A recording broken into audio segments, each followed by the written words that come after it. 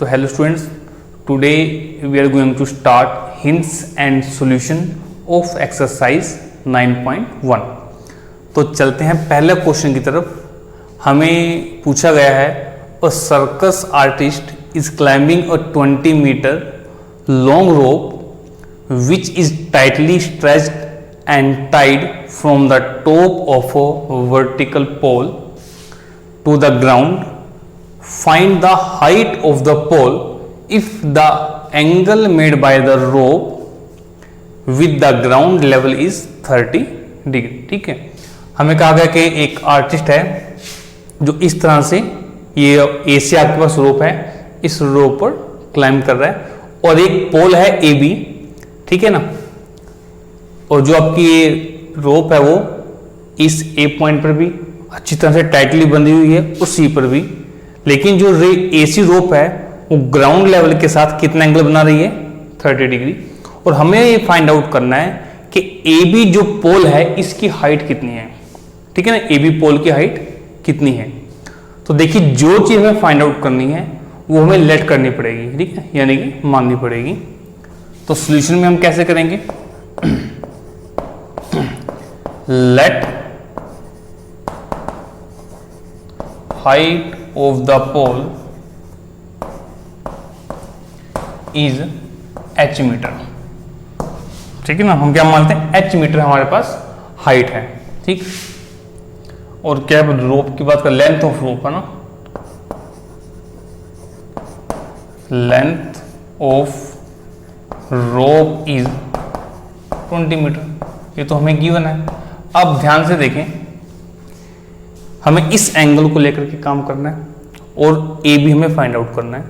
तो अगर ये एंगल को लेकर के काम कर रहे हैं तो सामने वाली side, opposite side A B को हम क्या बोलेंगे, परपेंडिकुलर, ठीक है ना, और एंगल 90 डिग्री गिवन है, इसके अपोजिट साइड क्या है, हाइपोटेन्यूज। अब आप ये देखें कि परपेंडिकुलर और हाइपोटेन्यूज, परपेंडिकुलर और हाइपोटेन्यूज आपको कहाँ मिलता है, मतलब किस रेशियो में मिलता है, ठीक है ना, साइन में मिलता है, कोस में मिलता है, टेन में मिलता है, ठीक है। तो now in triangle A B C हम देखते हैं कि साइन 30 डिग्री, साइन हमारे पास क्या होता है, परपेंडिकुलर अपॉन हाइपोटेन्यूज। तो साइन 30 क्या हो जाएगा आपके पास, ए बी अपॉन ए सी, ठीक है ना। अब साइन 30 की वैल्यू हम पुट करते हैं तो वो हमारे पास क्या आएगी, 1/2। ए बी हमें पता नहीं और हमने उसको h माना है तो h मान लेते हैं, और ए सी हमारे पास कितना है 20, क्लियर। तो यहाँ से अगर हम h निकालेंगे तो h हमारे पास क्या आ जाएगा, 20/2। कटिंग करेंगे 1 पर तो h हमारे पास कितना आ जाएगा 10, यानी कि हाइट ऑफ पोल कितनी आ गई हमारे पास 10 मीटर, ठीक है। अब हम चलते हैं क्वेश्चन नंबर 2 पर, but before that pause the video and note it down.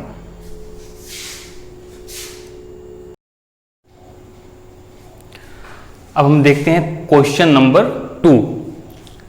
A tree break due to storm and broken parts bends so that the top of the tree touches the ground making an angle 30 degree with it. The distance between the foot of the tree to the point where the top touches the ground is 8 meter. Find the height of the tree. ठीक है, देखिए question क्या है, पहले आप ये समझें कि एक ट्री है, मान लीजिए आपके पास ये एक पेड़ खड़ा हुआ आपके पास, ठीक है। तूफान आया और ये पेड़ मान लीजिए इस पॉइंट से ब्रेक हो गया, ठीक है, ये पॉइंट से ब्रेक हुआ तो ये वाला पार्ट क्या है जो इस ऐसे खड़ा हुआ था ऐसे झुक जाएगा, तो ये पार्ट कुछ इस तरह से बन गया आपके पास, ठीक। अब ध्यान से उसने कहा कि जो ये पार्ट टूटा है ना आपके पास, ये पार्ट ग्राउंड के साथ कितना एंगल बना रहा है 30 डिग्री एंगल बना रहा है, ठीक।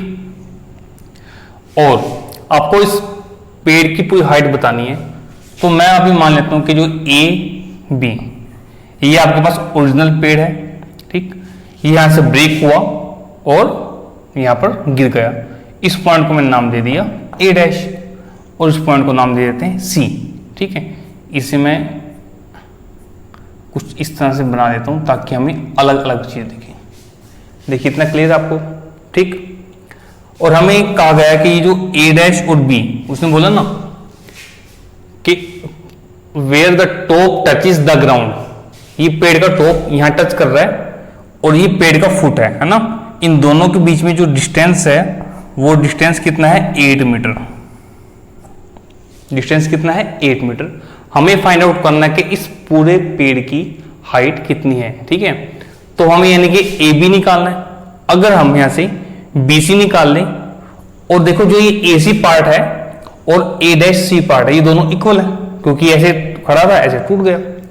तो अगर हम बी सी निकाल लें और ए डैश सी निकाल लें और दोनों को ऐड कर दें तो हमारे पास इस पेड़ की, इस ट्री की हाइट आ जाएगी। क्लियर बात? तो इसको लिखेंगे कैसे, let A B is the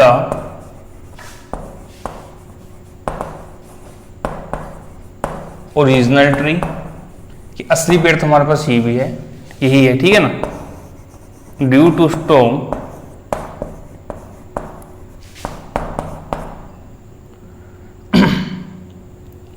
A B was the, ठीक है, it was break down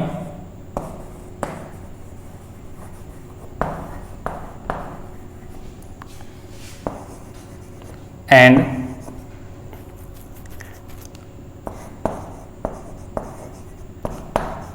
touches the ground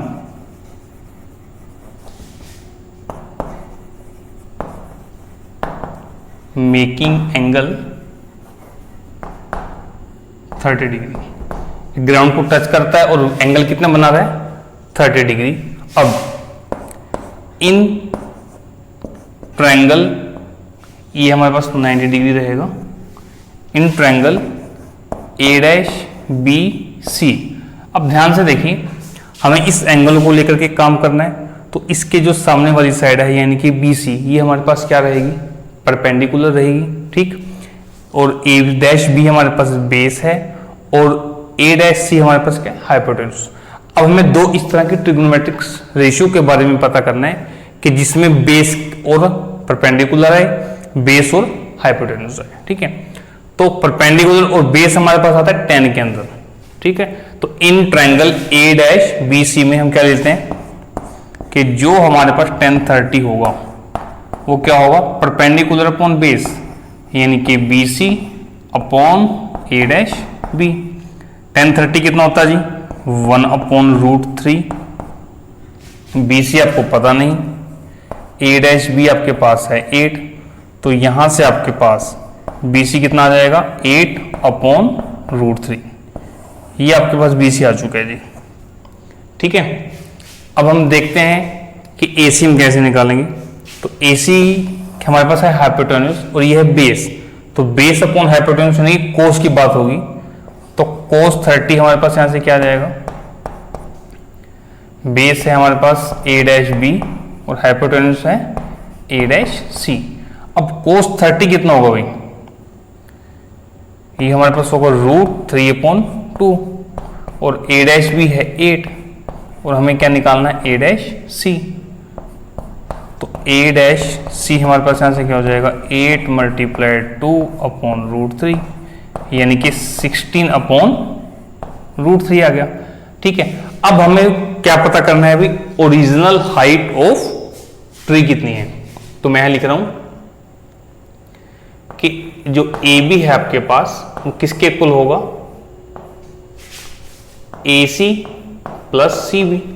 ठीक है, और ए सी को हम क्या लिख सकते हैं ऐसे कि A dash C plus C B. अब ए डैश सी या वो आपने कितना निकाला है 16/√3 और सी बी या बी सी कितना निकाला है 8/√3। ठीक, अब एलसीएम कितना आएगा जी √3, तो ये आपके पास 16 + 8 ये बनेगा 24/3। ठीक है ना, 24/√3 सॉरी √3। अब देखिए 24 को हम क्या लिख सकते हैं, 24 को लिख सकते हैं हम 8 × 3/√3। अब √3 से 3 को कैंसिल करेंगे तो √3 बचेगा, तो टोटल इसमें लास्ट में आंसर आएगा 8 इंटू √3 मीटर। ठीक है, तो आपके पास ओरिजिनल लेंथ या ओरिजिनल हाइट कितनी आ गई पेड़ की, 8√3। तो ये था हमारा क्वेश्चन नंबर 2। अब हम मूव ऑन करते हैं क्वेश्चन नंबर 3 पर।